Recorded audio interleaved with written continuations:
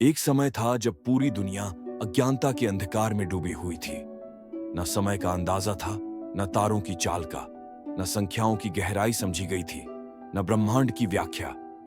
तभी भारत की भूमि पर जन्म हुआ एक ऐसे ज्ञानदीप का, जिसने विज्ञान और गणित को एक नई दृष्टि दी, जिसकी दृष्टि तारों के पार थी और सोच युगों से आगे। यह कहानी है आर्यभट्ट की। 476 ईस्वी, जब भारत सांस्कृतिक और वैज्ञानिक चेतना के स्वर्ण युग में था, तब जन्म हुआ एक विलक्षण बालक का, आर्यभट्ट। उनका जन्म स्थान विवादित है।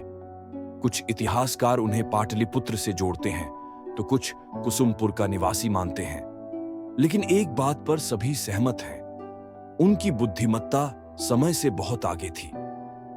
ऐसी मान्यता है कि उन्होंने नालंदा विश्वविद्यालय में अध्ययन किया, जहां विश्व भर से विद्यार्थी ज्ञान की खोज में आते थे। गणित, खगोल शास्त्र और शास्त्रों में उनकी गहरी रुचि थी। आर्यभट्ट केवल एक खगोल शास्त्री नहीं थे, बल्कि गणित की नींव रखने वालों में से एक थे। उन्होंने दशमलव प्रणाली का पहला व्यवस्थित उपयोग किया, जिसके बिना आज का गणना तंत्र अधूरा होता। उन्होंने शून्य की अवधारणा को स्पष्ट किया। हालांकि इसका पूरा श्रेय उन्हें नहीं दिया जाता, पर उनके ग्रंथों में शून्य का गूढ़ और ठोस उपयोग मिलता है।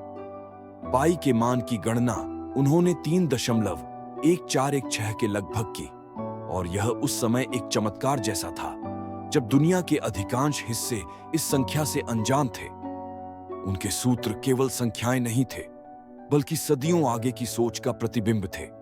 जब बाकी दुनिया यह मानती थी कि सूर्य पृथ्वी के चारों ओर घूमता है, आर्यभट्ट ने सदियों पहले यह कह दिया था कि पृथ्वी स्वयं अपनी धुरी पर घूमती है। यह विचार उस समय क्रांतिकारी था, क्योंकि यह धार्मिक और खगोलीय मान्यताओं को चुनौती देता था। उन्होंने ग्रहण की वैज्ञानिक व्याख्या दी, न कि वह जैसा पौराणिक कथाओं में बताया जाता था, बल्कि उन्होंने बताया कि चंद्र ग्रहण और सूर्य ग्रहण राहु केतु के कारण नहीं, बल्कि पृथ्वी और चंद्रमा की छाया के कारण होते हैं। इस ज्ञान का संकलन उन्होंने अपने महान ग्रंथ आर्यभट्टीय में किया, जो गणित और खगोल शास्त्र का अद्भुत संगम है। उस समय जब टेलीस्कोप का अस्तित्व भी नहीं था, आर्यभट्ट ने मात्र गणनाओं और निरीक्षण के बल पर ब्रह्मांड की संरचना को समझा और हमारी अंतरिक्ष की सोच की नींव रखी। आर्यभट्ट का कार्य केवल उनके समय तक सीमित नहीं रहा। उनकी सोच आज भी हमारे विज्ञान, गणित और अंतरिक्ष अनुसंधान की प्रेरणा है। उनकी शिक्षाओं ने सदियों बाद यूरोप के वैज्ञानिकों को भी प्रभावित किया, लेकिन भारत ने उन्हें कभी नहीं भुलाया। 1975 में भारत ने अपने पहले कृत्रिम उपग्रह का नाम आर्यभट्ट रखा, जो अंतरिक्ष में उनके ज्ञान को अमर कर गया।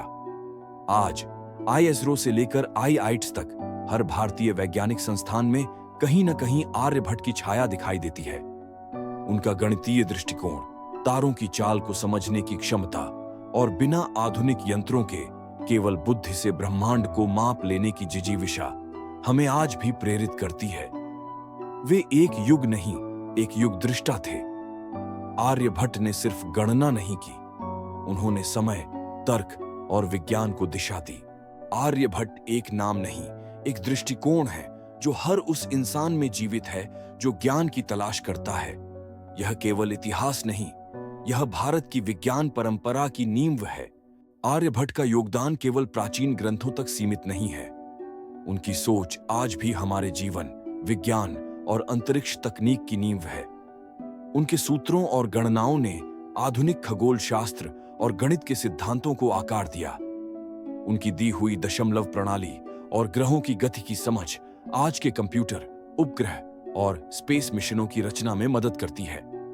भारतीय अंतरिक्ष अनुसंधान संगठन ISRO ने 1975 में जब भारत का पहला उपग्रह अंतरिक्ष में भेजा, तो उसका नाम आर्यभट्ट रखा गया।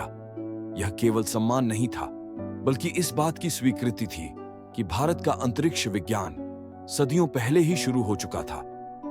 आज जब हम मंगल तक पहुंचने की योजना बना रहे हैं, जब हम तारों के पार जीवन की खोज कर रहे हैं, तो हम आर्यभट्ट की उस दूरदृष्टि को महसूस करते हैं जिसने बिना किसी आधुनिक यंत्र के ब्रह्मांड की धड़कन को समझा। आर्यभट्ट एक युग दृष्टा थे, एक वैज्ञानिक, एक गणितज्ञ और एक विचार, एक ऐसी विरासत जो कालजयी है। हर बार जब कोई बच्चा आकाश की ओर देखता है, संभावना है कि वो भी एक आर्यभट्ट बन सकता है। आर्यभट्ट ने केवल गणना नहीं की, उन्होंने समय, तर्क और विज्ञान की दिशा तय की। जब दूर दूर तक कोई टेलीस्कोप नहीं था, तब उन्होंने ब्रह्मांड की धड़कनों को महसूस किया। जब शून्य को कोई समझ नहीं पाया था, तब उन्होंने उसमें अनंत की संभावनाएं देखी। आज हम विज्ञान, गणित और अंतरिक्ष में जो कुछ भी जानते हैं, उसमें कहीं ना कहीं आर्यभट्ट की सोच की छाया है। वे सिर्फ इतिहास नहीं हैं, वे भविष्य की नींव हैं, समर्पित उस महान ऋषि को जिसने तारों में विज्ञान खोजा। आर्यभट्ट, एक नाम, एक युग, एक प्रेरणा। आर्यभट्ट ने न केवल भारतीय बल्कि वैश्विक खगोल शास्त्र को नया दृष्टिकोण दिया। उनके सिद्धांत आज भी हमारे अंतरिक्ष विज्ञान को प्रभावित करते हैं। आज हम जिस गणित और खगोल शास्त्र के सिद्धांतों को समझते हैं, वे आर्यभट्ट की कार्यशैली और दूरदृष्टि पर आधारित हैं।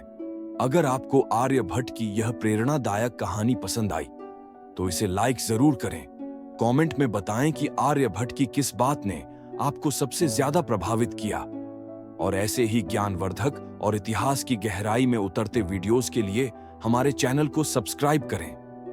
बेल आइकॉन दबाना ना भूलें, ताकि अगली बार जब हम किसी और युग दृष्टा की कहानी लेकर आएं, तो आप सबसे पहले जानें।